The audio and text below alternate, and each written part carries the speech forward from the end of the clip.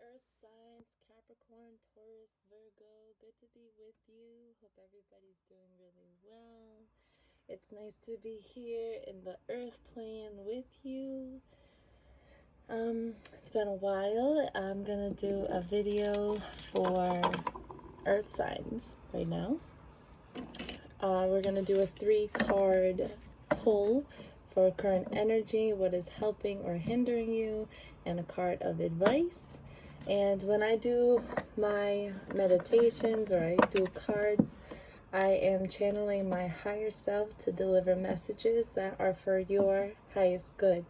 Things that sometimes we ignore, or sometimes we need to hear things from other people with a clear connection, just clear advice. I don't know. So I hope you can enjoy, take something from this.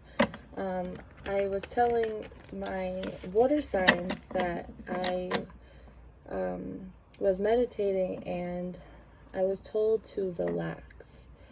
Like I said in my other video for the earth signs, that I felt like I was trying to cling on to something, some form of stability here on this earth, because everything's changing and there's a lot of different energies and there's a lot of fear everywhere. And also, I think many people are becoming more sensitive to the energies, right? So, that breeze is so nice. So I was told to just relax, because truly loving is love without attachment, because this is not a permanent place, but our soul, our energy is what goes on forever. So meditating, and I like to chant. Sadhguru on YouTube is phenomenal for delivering peace of mind, and I'm really starting to understand that different practices, whether it's praying over a candle, praying over sage and palo santo, and that consecrates your prayers into all dimensions, right? Your intentions, what you want, protection for your family and your loved ones, just praying over a candle, burning sage, burning incense while you pray. That might be a very helpful practice for you. It might feel really good, because I know our conscious mind wants something that we can hold on to, but the truth is that when we understand that this is not a permanent place, but how we love and how we connect, and our relations with each other, our daily life is very important to the whole thing of the whole thing. So just sending lots of love to you and a lot of peace to you, and I'm excited to relay these messages for you. Capricorn, Virgo.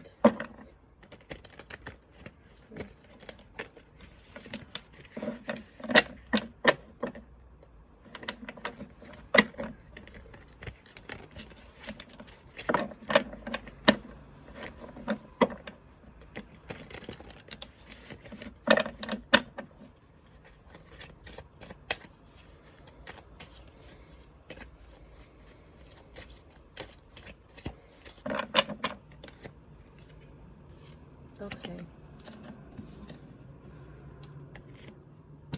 Oh, I broke my nail opening a box and it hurts. Okay, so very clearly, right now you're feeling a little down. You're feeling a little left out in the cold. You might physically be feeling like not well, okay? And the energy that is helping or hindering you, which in this case, I think it's making you feel this way, is the moon card. The moon card is all about the shadow side of the moon, the shadow side of ourselves. Carl Jung is a psychologist that really emphasized the shadow side of ourselves and how we need to integrate that with our ego, because we're stuck in this thing of like what's good and what's bad, and we don't realistically look at ourselves and with honesty, because we have these definitions in our mind of what we should be, what's good and what's bad. But when we can be very clear about our wants, our desires, I always say our wants, our desires, and our weaknesses, and what makes us uncomfortable, what makes you scared, because it's the underlying thing, it's the fear, which is actually in divine timing, because what Spirit wants you to focus on is the abundance around you, the fertile ground around you, the fertile relationships around you, creating this fertile, abundant, beautiful relationship within thyself, accessing the feminine energy. We have the Empress and the Moon card, two representations of feminine energy. Tapping into that receptive, accepting energy. And this isn't just being like, I accept that people are going to treat me like shit. No, it's staying true to who you are with integrity, and accepting that if people treat you a certain way in that moment, that is all for them, and you don't have to take that. It's not true. I accept that that's where you are. I'm not gonna, and I accept that is what is right now. I'm not gonna combat you. I'm not gonna fight. You know, I'm gonna accept that that's what it is, but I'm gonna stay true to my loving essence, my divine essence. That's what Spirit wants you to focus on, because then we have the Sun, absolute happiness, absolute joy, you know, beautiful. This is a beautiful reading, because although you may feel a little down right now, understand that, you know, shadow work, sitting with a candle, writing down, why is your heart heavy right now? You know, do you feel left out in the cold? The light is going to come from within. Whether it's cooking that makes you feel good, whether it's being out in nature, you know, these are of utmost importance. Doing things that make us feel good, you know. We all go through times like this, all of us. So it's important to hold space for feeling like that, so you can really get to the bottom, and you can grow and become the Sun card, maybe the next day, maybe the next hour, you know. But there's shadow work, there's fears that need to be looked at for you to access that. And the advice is, look at the abundance around you. Okay, focus on love, you know, the love around you, the love within. You're always connected to source energy. You are source energy. So, you know, there's a lot of heavy energies right now, so just look at the bright side, and I promise you'll feel better.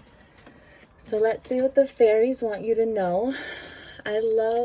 I'm so grateful that I learned about fairies, because there's all different dimensions of existence. Like plants work on the second dimension, and they're communicating with each other, and they're working with our air and working with us. And, you know, that's why, you know, it's like, do you have a green thumb? Like, it's the energy exchange. So even though you can't see things, doesn't mean they're not there.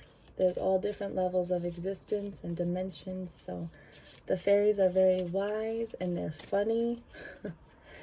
And they don't have all the boxes that humans create. You know, they're really awesome. I really love them and appreciate them. Wow, beautiful. Okay, so I love this card. I want to start with this one. So we have the card 32, Iris of the Rainbow. Iris of the Rainbow. Iris of the Rainbow. Okay, and we're gonna, well, two cards popped out, so we're gonna let them say what they want to say. And I'm gonna read right from my beautiful fairy oracle book, so I can get it right, because I'm still learning the language of the fairies and what they really want to communicate with you guys. Okay, earth signs, Iris of the Rainbow. Hope, promise for the future. Blue skies and rain are the realm of Iris, the rainbow fairy. She dwells at the meeting of air, the element of mind, and water, the element of emotion. She sits, rainbow-hued wings outspread, suspended in mid-air, partially wrapped in her deep sky draperies and crowned with iris blossoms. The fairy archers tip their arrows in her potent handful of iridescent light. Excuse me. Firing their arrows, they send polygrammatic rays into the storm, bringing light to dismal skies and hope to darkened hearts. Beneath the rainbow fairy, the amphibious creatures of a wet earth crouch. The fairy frog maiden and the frog, anyone care to kiss him and see what happens, peer out from their shelter at the storm-racked world, while the shadowed sun is dimly seen above Iris's head. Sturdy, pot-bellied gnomes, their toes rooted in the earth, sport sweeping whiskers to prove their entitlement to their single iris crowns, while the helpful fairy amphibians hold transparent rainbow-filled globes for the rainbow fairy. Everyone, especially Iris herself, is fully absorbed in the task of reclaiming the bright sky from the dark of the storm. In her hand, the light of heaven's bow looks a fragile thing. In her hand, the light of heaven's bow looks a fragile thing, yet it is the light of hope, the promise of healing and joy to come. And that is one of the most powerful things there is. Iris tells us that light is breaking through our present darkness, and that hope is a powerful factor in speeding up this process. She does not promise us that the storm is over, nor does she say that it will never storm again. But she does say that there is brightness and beauty here. She also tells us that there is something to be gained by this passage through the storm, and the sooner we learn what it is, the sooner the storm will end. Always, a passage through the storm is a time of potential growth, a time to allow the dead wood of our past to be blown away, to make room for the green shoots of new growth. At this point, it is useful to ask ourselves what we still need to release, and to look after protecting and nurturing the seeds that we have planted. Iris suggests that the cultivation of patience may also be helpful at this time. Thank you, Iris. So spot on for this reading, seeds and inner light, hope, have hope. Okay, look at the dark, look at this transition, because then we have the card 15. This guy's awesome. The journeyman. Okay? So let's read the journeyman. Okay. Adventure, independence, polishing of skills, travel. All the great ones, the saints, the bodhisattvas, and all of those who are filled by the spiritual light have been on this journey.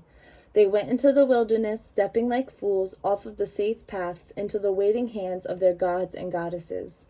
This is the journey of life, a pilgrimage that begins in ignorant trust, passes through all of the doubts, fears, ups and downs, probably all of the delusions, and certainly all of the confusions. Through it, we learn slowly, painfully, a new kind of trust, a trust in the process, detached from the goal. Our young Yangis journeyman, bless him, is stepping out on the journey of life, positively glowing with enthusiasm. Even his toes sparkle, bright, handsome, and educated. He has completed his apprenticeship in fairy crafts and magics, but he has not yet achieved true mastery of his trade.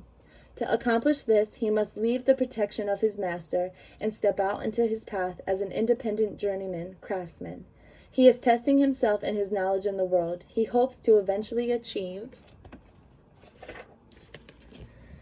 the status of Master Maker, card number 22.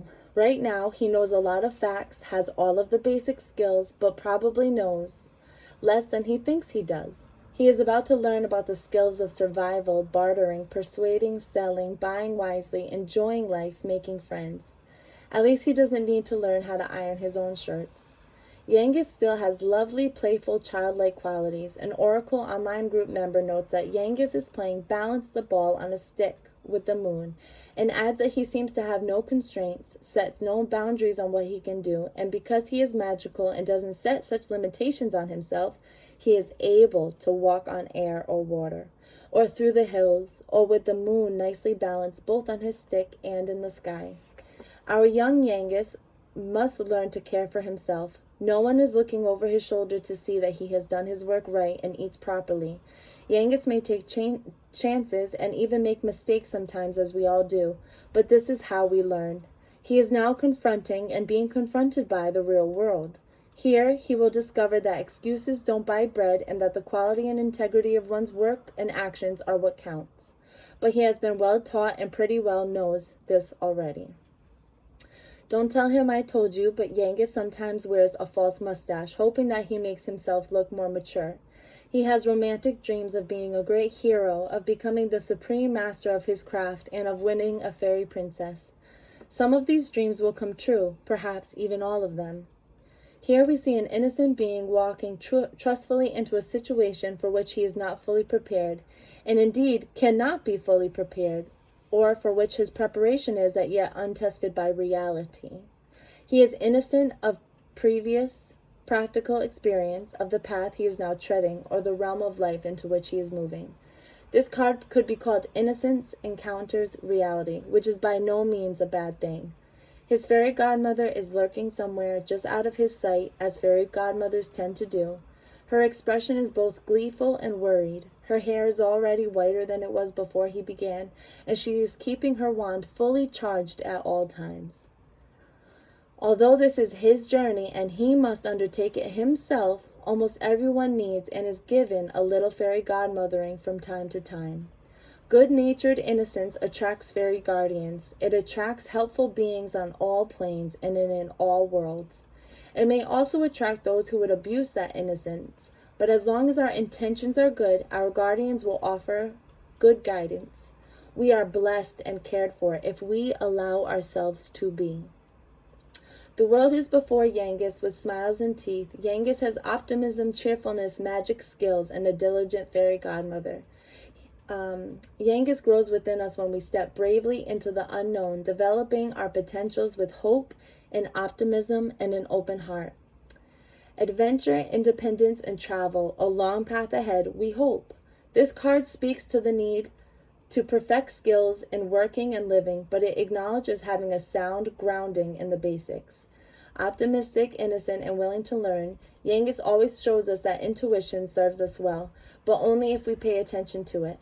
Sometimes we are operating from theory alone, and our knowledge may or may not be well grounded in reality. This card does not necessarily refer exclusively to beginnings. It can also signify a progression along a path, moving into the unknown from the known, a new phase in an ongoing process. This card may also represent untested concepts or ideas and suggest a need for balance between the intuitive and the rational as one approaches the unknown. Consider where you are going. What are your long-term goals? What are you doing that is helping you to move toward them? Beautiful, guys. Remember, you're not alone. You're so loved and cherished and adored. So take care on this journey, and remember that God has your back, and so do your fairy godmothers.